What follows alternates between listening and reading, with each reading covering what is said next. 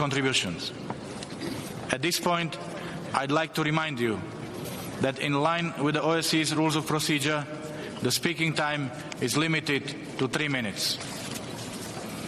Let me now give the floor to the first speaker on my list, the distinguished representative of Finland, His Excellency Matti, Deputy Minister. You have the floor, sir. Thank you, Mr. Chairperson, and thank you, Mr. Lajčák, and your whole team for your excellent chairmanship of the OSCE this year. The security situation in Europe has unfortunately worsened in recent years. Our work in the OSCE continues to be overshadowed by the ongoing conflict in Ukraine. Last month, my minister visited Kiev and the contact line in Stanitsa Luhanska in eastern Ukraine and witnessed the completed disengagement. We welcome these positive steps, but more is needed, and we stress Russia's responsibility here. Russia's illegal annexation of Crimea and Sevastopol, as well as actions in and around Ukraine, are not acceptable. We are all concerned about the human rights situation in Crimea. We must continue to work towards the solution of protracted conflicts in the OSCE area, the Republic of Moldova, in Georgia, and in Nagorno-Karabakh. This is the core mandate of the OSCE. Recently, we have witnessed deterioration of the security situation along the administrative boundary line with South Ossetia region of Georgia. We urge all relevant actors to refrain from actions that could escalate the situation.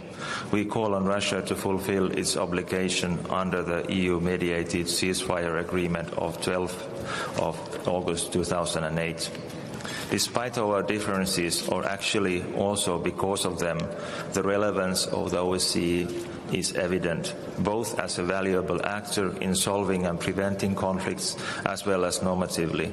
Among international actors, the OSCE and the SMM are in central role in Ukraine. For the OSCE participating state, the OSCE commitments and principles are part of the rules-based international order. We are all to respect and to implement our existing mutual commitments, starting from Helsinki Final Act and the Charter of Paris. The OSCE needs to address those issues that most affect our security. We wish the structured dialogue to continue, producing small but necessary steps towards common understanding. OSCE's confidence-building measures are valuable. However, they do have to respond to the present-day needs, stemming from changes in security environment as well as technology. This is why the Vienna document modernization is important and justified. I hope that participating states can start negotiations on the modernization based on the proposal that Finland, among others, has put forward. The Open Skies Treaty ensures transparency and predictability, helps verification and enhances trust between all the participants. We have to make sure that the Open Skies flights will continue.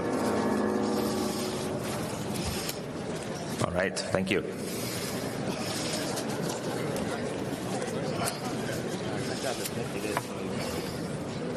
I thank His Excellency Matti ANTTONEN. I now give the floor to His Excellency Josep BORRELL FONTELLES, High Representative of the European Union for Foreign Affairs and Security Policy and Vice President of the European Commission.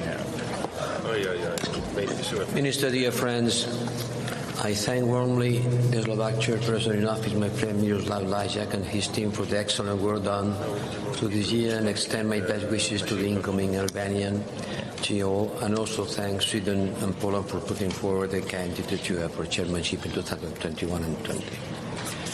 This being my first international conference after taking office, I wish to assure you of my engagement to work closely with all of you and to ensure our European continent develops into a pillar for peace, prosperity and justice for the rest of the world.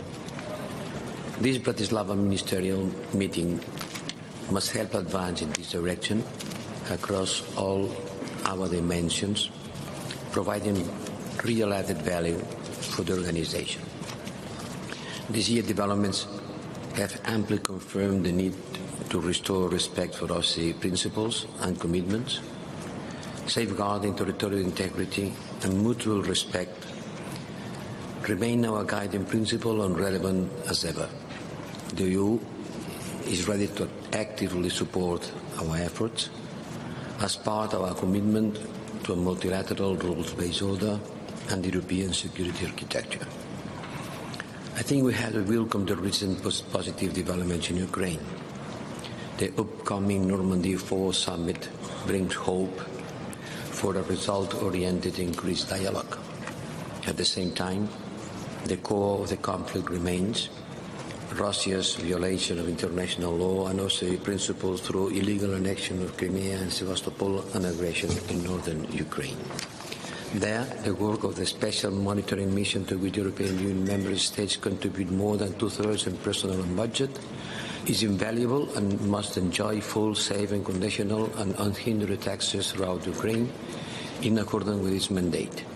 Humanitarian access and protection for the civilian population and critical infrastructure must also be ensured. Let's remember the challenging world, the protracted conflict in our area, whether in Georgia, Moldova or Nagorno-Karabakh, can be solved only in line with the OSCE principles. Together with its member states, the European Union continues to believe that it's vital to modernize our OSCE political-military toolbox, most notably the Vienna document, in order to increase military stability, transparency and predictability. The OSCE's comprehensive concept of security highlights the vital role of the human dimension and in particular the importance of respect for the fundamental freedom for our common security. The backsliding of human rights, the restriction imposed on fundamental freedoms and the growing intolerance in the OSCE area need to be addressed urgently. Mr. Chairman, dear friends, the OSCE is the world's largest regional security organization. We are very proud to be part of it, and we continue respecting and restore our norms implemented in good faith. You can be assured that the EU will continue to actively play its part. I thank His Excellency Josep BORRELL FONTELLES, High Representative of the European Union for Foreign Affairs and Security Policy and Vice President of the European Commission. The next speaker on